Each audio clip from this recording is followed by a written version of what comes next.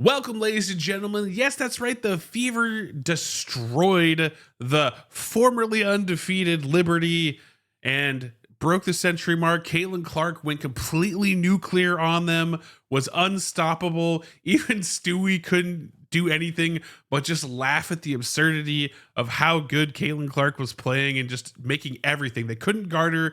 Didn't matter if she was double teamed, shooting from the logo.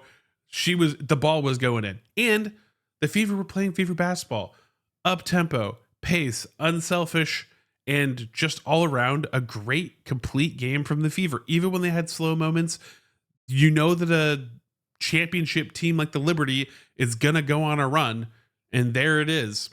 But 17 of 35 from three, 48% 3-point shooting. This team found open players. They were hitting their shots tonight, and everybody was eating. Everybody was eating tonight, except for maybe Natasha Howard. Natasha Howard had a little bit of a rough game. But Caitlin Clark, 32 points, 8 rebounds, 9 assists. Looked back to form, had to get some breathers. Stephanie White had great rotations, actually, to get Clark out. And the team still looked good. They were still pushing pace. Colson actually played pretty well tonight.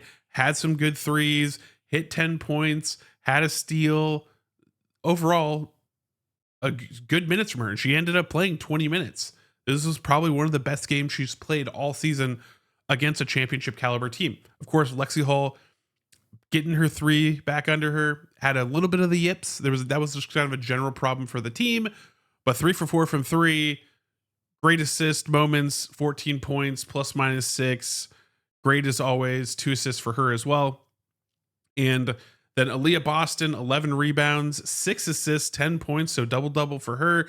But the passing really jumped out to me, and she had really good rebounding down the stretch. She started out shaky, had some oven mitt moments, but overall was playing really, really great.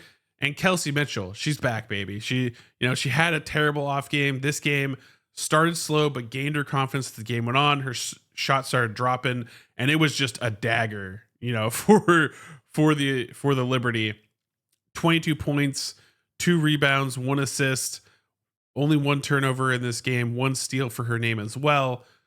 All around, great shooting from her, 42% from the field. And then, of course, Sophie Cunningham on the defensive side of the ball, not letting up on the score, had a 3 at the end to pad her stats just a little bit, but was plus or minus 31. Her tenacity on the floor. I have been underwhelmed by her offensive prowess, but her defensive prowess definitely showed today.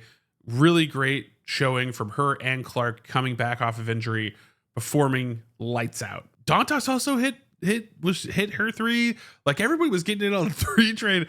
Like, everybody had a pretty good game except for Natasha Howard, who had some defensive lapses and was the only Fever player like noticeably having a rough night tonight with minus 15 in the game. So was in during those long runs. So defensive lapses, not what you want to see from her, because she was having some good performances in Caitlin Clark's absence. But tonight she was just getting pretty worked over by the Liberty.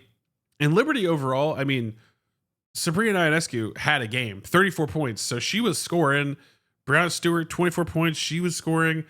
But they definitely missed Jonquil. They definitely missed Fibich.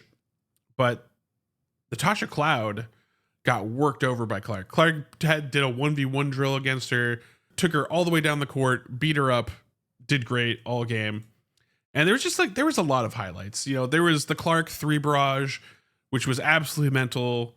Like, there was just it was just unstoppable. Like, I was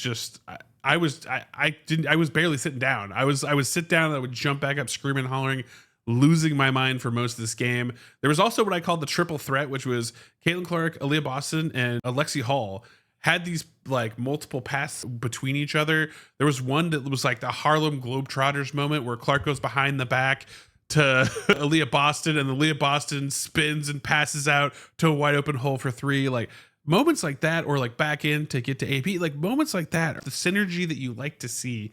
The transition plays, Clark's full court passing. Yes, we missed some of them. Some of them didn't work out, but that pushing the pace, those finding those passes, the backdoor cuts, that's the type of stuff that you really like to see.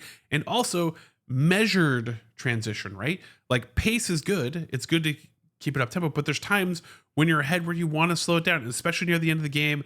Clark, knowing this, bringing it up, keeping it slow, running out the clock, finding Kelsey Mitchell for a wide open 3 dagger at the end of the game. Like, that's the kind of smart play that you want to see from a team like the Fever. And we also had Steph White's hops and her grab from the sidelines. I mean, like, we might want to put her on the floor so we can have some people that can actually catch the ball, but good to see it from her in the game. Aaliyah Boston getting to, take out some frustrations from the previous game, getting to take that big body and bang down low and get in for some shots. And of course, again, I think that this team just all around, obviously Caitlin Clark went off. Liberty couldn't stop her, but all around the team played so well together as a unit. And that's what I'm impressed with. Yes, there's things to clean up. There's interior defense woes. Natasha Howard sitting fixed a lot of it. And there's the soft whistle that was coming in and all this kind of stuff. But the Fever held. The Liberty are the highest scoring team in the league. They did their best job to slow them down enough and just outscore them. And it was not close at the end. So the ref whistle didn't matter. And that's the kind of type of game you want to see. You want to see the unselfish play. And yes, there's going to be the frustrating misses and the layups and the, not rebounding, which cost us a little bit in this game. Those little things will add up in close games. But in this game, those are little things that can be cleaned up. The overall system, the structure, the coaching, the rotations that Stephanie White put in this game, it worked. And I think that a lot of people that weren't giving her grace need to start giving her grace. Even if you're still on the fence, you need to acknowledge that this was a complete game from the Fever. Slow moments beginning of the quarter, but overall a complete game from the Fever. You can't deny that. They played excellent. They played excellent for most of this game. And 24, 29, 27, 22. They played great. They held the Liberty to 17 points in the fourth quarter, the crunch time when it matters to win a game. I told you it was going to be fun. I thought that maybe it'd take 3 games to for them to hit their peak. There's still the little things to clean up, but they jumped out the gate way hotter than I thought they would. And again, we can measure this with John Quell Jones was not there, Phoebich was not there, but still, this Liberty team without those two is still a world beater. They're a team that is going to beat most of the teams in the league, and they still have been beating most of the teams in the league. They were undefeated for a reason. So this performance for the Fever is even better than if they beat another team in this league that's not named probably the Lynx or the Dream, because it would feel better. But that July 11th game against the Dream, you best bet that that's going to look a lot different than it did before without Caitlin Clark and with this team gelling the way that they're gelling. So all that said, I'm excited. Let me know down in the comments what you thought of this game. How many times did you leave your seat while watching this thing if you were watching live? And also, as a note, sorry I didn't do a watch party today. I had to be out of the house because I have some house sale stuff going on. I'm gonna be moving soon, and so I had to get out of the house for part of it. So I had to watch remotely for a little bit before I could come back, and so that's why I didn't run the watch party. But I'm planning to do it for the Sun game, so I will probably go live maybe 30-20 minutes before the game starts, just to hang out and kind of start the stream so everybody can come in and hang out and chat and whatever you want to do. So I would love to see you there, but let me know in the comments what you thought of this game. And as always, remember, you're going to be amazing today because you are amazing. And I'll catch you next episode.